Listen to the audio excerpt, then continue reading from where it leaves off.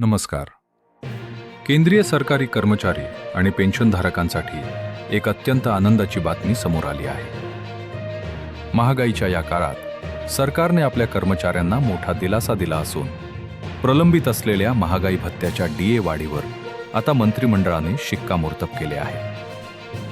आजच्या या व्हिडिओमध्ये आपण जाणून घेणार आहोत की 1. नेमकी किती टक्के वाढ झाली आहे. 2. हा वाढलेला पगार कधीपासून लागू होणार. 3.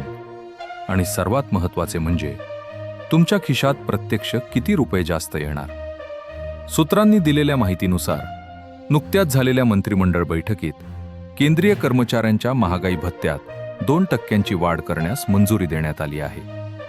याआधी ऑक्टोबर महिन्यात महागाई भत्ता 55% वरून 58% करण्यात आला होता. आता या ताज्या 2% वाढीमुळे एकूण महागाई भत्ता 60% पोहोचला आहे. ही वाढ प्रामुख्याने वाढत्या महागाईच्या निर्देशांकावर AICPI इंडेक्स आधारित असते, जेणेकरून कर्मचाऱ्यांच्या राहणीमानावर महागाईचा परिणाम होऊ नये. आता प्रश्न येतो की हा पगार कधीपासून मिळणार.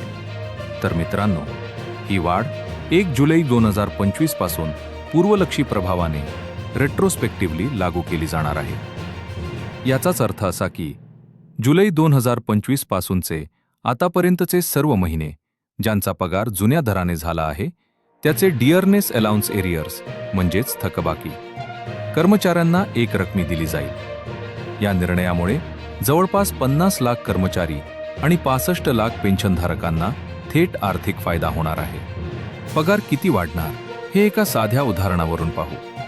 जर एखाद्या कर्मचाऱ्याचा मूळ पगार 18,000 रुपये असेल तर 2% वाढीनुसार त्यांच्या पगारात दरमहा 360 रुपयांची वाढ होईल.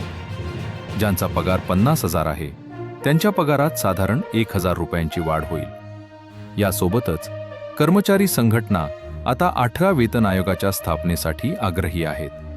संघटनांची मागणी आहे की किमान वेतन 18,000 वरून थेट 69,000 केले जावे. जर हे मान्य झाले तर केंद्रीय कर्मचाऱ्यांच्या पगारात ऐतिहासिक वाढ पाहायला मिळेल. तर अशा प्रकारे केंद्रीय कर्मचाऱ्यांसाठी ही एक मोठी आनंदाची बातमी ठरली आहे. सणासुदीच्या काळात किंवा आर्थिक वर्षाच्या सुरुवातीला मिळणारी ही वाढ कर्मचाऱ्यांचे मनोबल नक्कीच वाढवणारी आहे.